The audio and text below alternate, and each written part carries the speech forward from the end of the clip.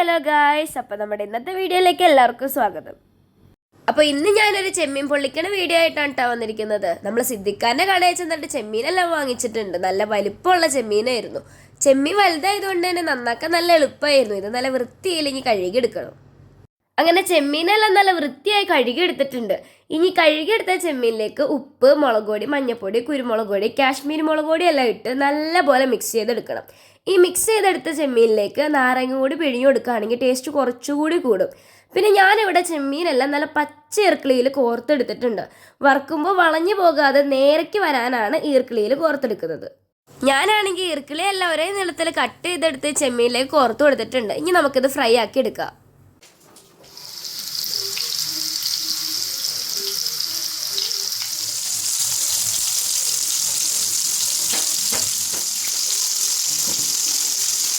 അങ്ങനെ ചെമ്മീനെല്ലാം വറുത്ത് കോരി എടുത്തിട്ടുണ്ട്. ഓവർ ഫ്രൈ ആവാതെ വേണം എടുക്കാനായിട്ട്.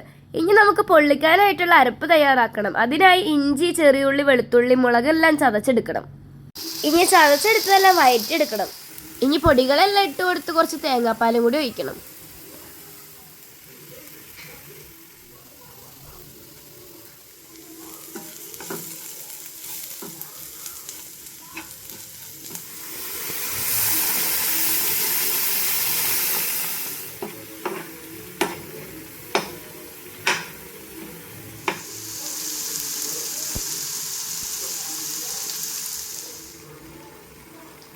ഇപ്പം മസാലയെല്ലാം നന്നായിട്ട് കുറുകി വന്നിട്ടുണ്ട്.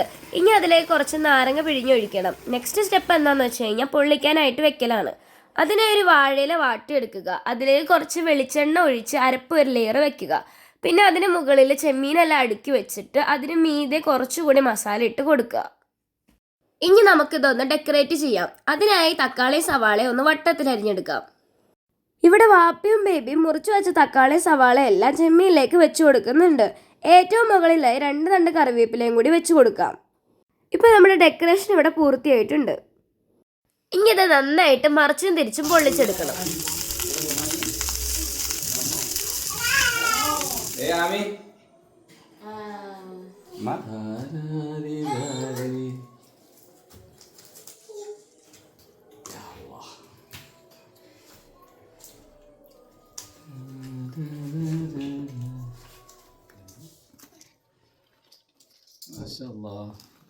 അടിപൊളി.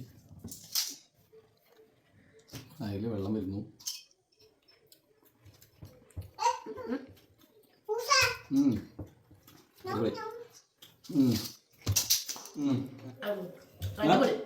ഇത് തുറന്നപ്പോൾ തന്നെ ഉണ്ടല്ലോ അടിപൊളി സ്മെല്ലായിരുന്നു.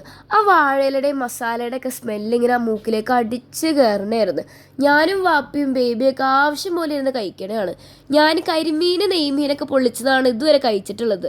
ആദ്യമായിട്ടാണ് കേട്ടോ ചെമ്മീൻ പൊള്ളിച്ചത് കഴിക്കണത്. നിങ്ങളെല്ലാവരും എന്തായാലും മസ്റ്റ് ട്രൈ ചെയ്യണം. അത്രയ്ക്കും ടേസ്റ്റാണ്. എന്നിട്ട് ഫീഡ്ബാക്ക് എന്തായാലും അറിയിക്കണേ.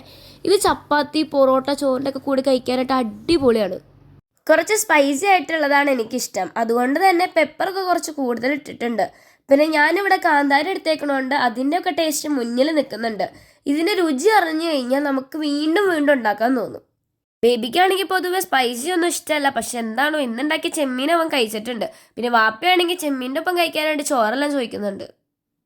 നിങ്ങൾക്ക് എൻ്റെ വീഡിയോസ് എല്ലാം ഇഷ്ടപ്പെട്ട് കഴിഞ്ഞാൽ ലൈക്ക് ചെയ്യുക, ഷെയർ ചെയ്യുക, സബ്സ്ക്രൈബ് ചെയ്യുക. പിന്നെ നിങ്ങളുടെ ഫീഡ്ബാക്ക് കമൻറ്റിൽ അറിയിക്കുക. ഇനി ഇതുപോലത്തെ വീഡിയോസായിട്ട് വീണ്ടും വരാം. അപ്പോൾ ഇന്നത്തേക്ക് അത്രയേ ഉള്ളൂ. See you tomorrow.